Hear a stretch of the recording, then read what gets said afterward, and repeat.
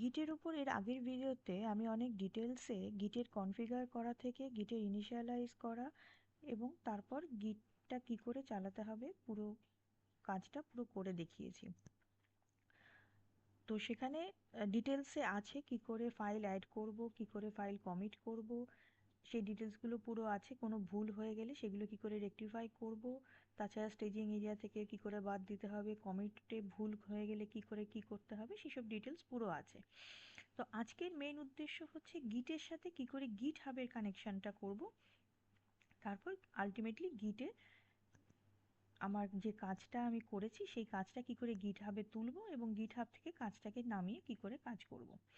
তো সেটাই হচ্ছে মেইন উদ্দেশ্য। তো সেটা করতে গিয়ে যদি কেউ আগের ভিডিওটা মিস করে থাকে, তাই জন্য গিটের কিছু বেসিক জিনিস আমি দেখাবো খুব অল্প ছোট করে। তো সেখানে শুরু করতে গেলে আমি প্রথমে যেটা করতে চাই সেটা হচ্ছে আমি একটা ফোল্ডারে আমি গিট ইনিশিয়ালাইজ করব, যে ফোল্ডারটার আমি কাজগুলো আমি গিটহাবে তুলতে চাই।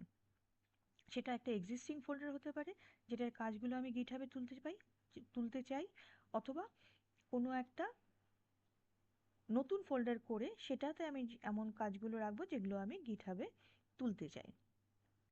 এবার আমি একটা নতুন ফোল্ডার তৈরি করি, এবিসি বলে একটা ফোল্ডার তৈরি করলাম।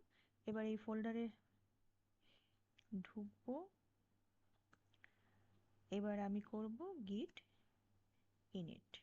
এবার গিট ইনিট করলে আমার গিটটা ইনিশিয়ালাইজ হয়ে গেল। এবার আমি একটা ফাইল বানাবো যে ফাইলটাকে আমি গিটে তুলতে চাই এবং ফাইনালি গিট হাবে তুলতে চাই।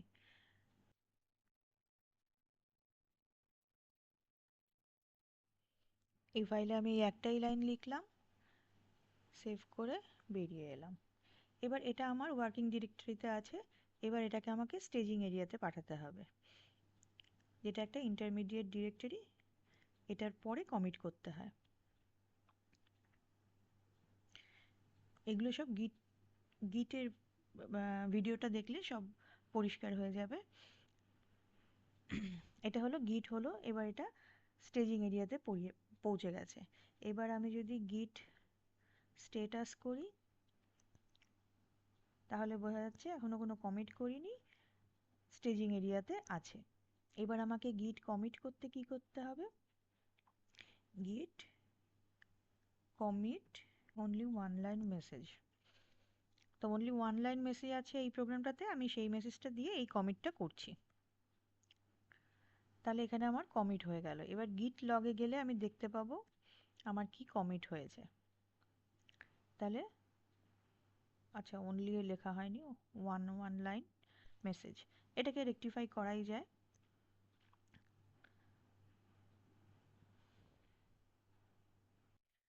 আগের ভিডিওতে আমি দেখিয়েছিলাম কি করে কমিট ডিলিট করতে হয়, আমি আবার দেখাচ্ছি। যদি এবার যদি আমি এই কমান্ডটা দিলে ফার্স্ট কমিট, শুধু ফার্স্ট কমিটের ক্ষেত্রে এটা লাগে। এবার যদি গিট লগ করি কিছু নেই। এবার আমি যদি আবার কমিট করি, এবার যদি গিট লগ দেখি অনলি ওয়ান লাইন মেসেজ, তাহলে এটা হলো আমার গিটে কমিট হয়ে গেল।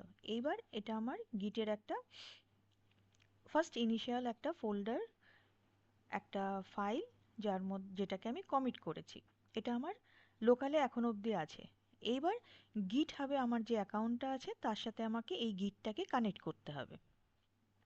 কানেক্ট করার জন্য ফার্স্ট মেসেজটা হচ্ছে গিট রিমোট অ্যাড অরিজিন। গিট রিমোটটা হচ্ছে মেইন কমান্ডটা, তার সঙ্গে অ্যাড অরিজিন করব। এইবার আমাকে আমার যে গিটহাব অ্যাকাউন্টটা সেইখানে চলে যেতে হবে, সেখানে গিয়ে আমার যে রিপোজিটরিজটা সেখানটায় যেতে হবে। এইবার এখানে আমার যে রিপোজিটরিজটা যে লিঙ্কটা সেটাকে কপি করে নিতে হবে। সেখান থেকে আমাকে আবার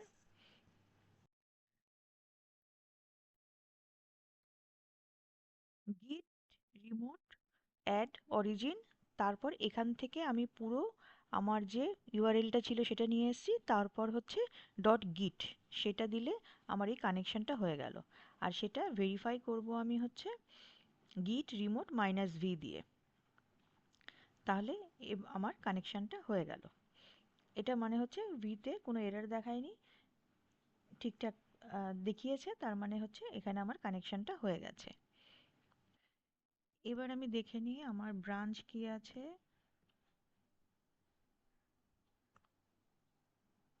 মেইনেই আছে। এবার কানেকশনটা হয়ে গেছে। এবার আমাকে আমার গিটে যে কোডটা আছে সেটা আমাকে পুশ করতে হবে গিট হাবে। সেটার মেসেজটা হচ্ছে গিট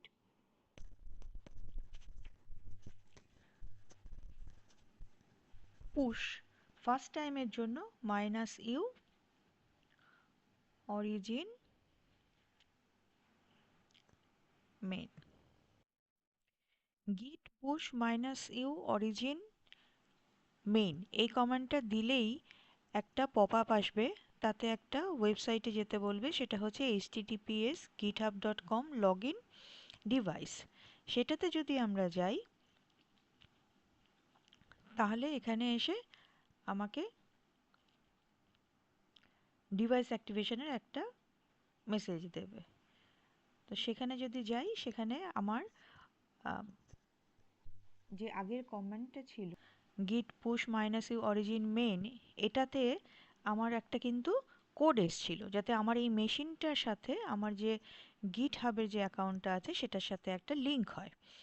তো সেই কোডটা দিয়ে আমাকে এখানে ভেরিফাই করতে হবে। তো সেটার জন্য আমাকে এখন এখানে গিয়ে সেই কোডটা দিতে হবে।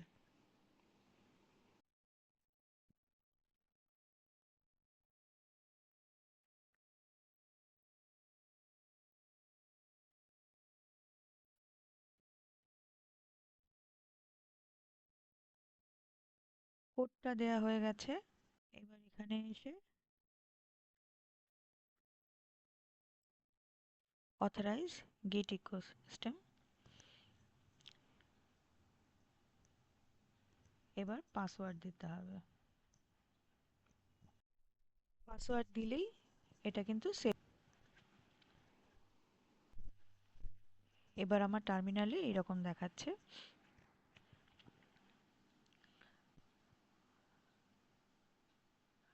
Branch set up to track origin main.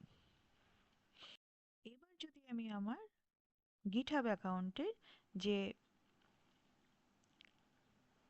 ফোল্ডারটা আছে সেই ফোল্ডারটায় যদি যাই, এখানে আমার এবিসি বলে একটা ফোল্ডার ক্রিয়েট করেছিলাম, রিপোজিটরি ক্রিয়েট করেছিলাম আমি।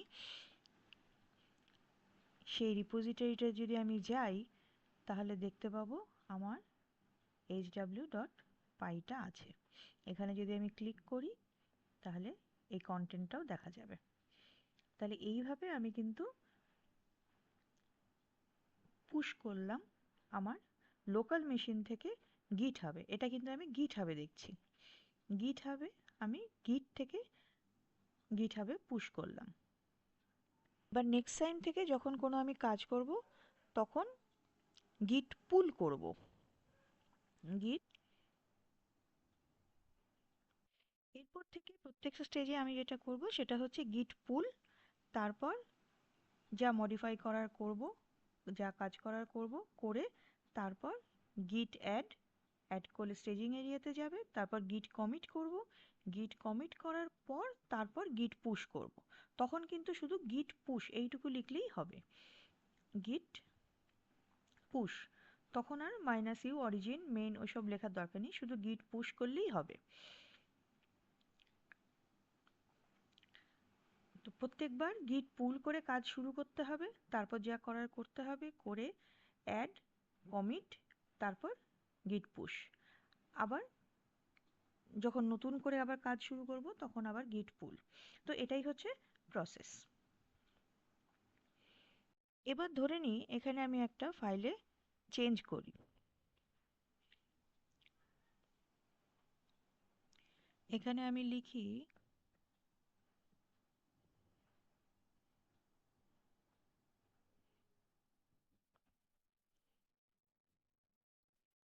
commit changes।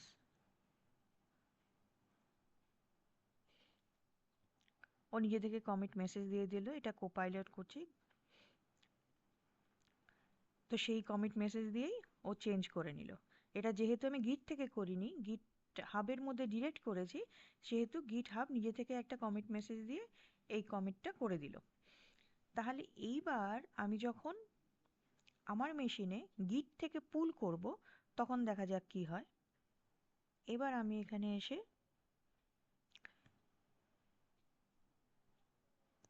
একটা ফাইল চেঞ্জ হয়েছে। এবার আমি যদি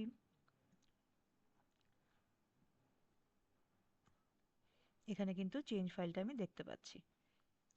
তো এরপর আমি যা চেঞ্জ করার করতে পারি, করে আমি আবার যদি গিট পুশ করি, তাহলে কিন্তু আবার ওখানে গিয়ে চেঞ্জ হয়ে যাবে। অবশ্যই অ্যাড করে কমিট করে তারপরেই পুশ করতে হবে। আশা করি বোঝাতে পেরেছি। যদি কোনো অসুবিধা হয়, বুঝতে কোনো অসুবিধা হয়, কমেন্ট সেকশনে জানালে অবশ্যই উত্তর দেবো। Thank you for watching this video.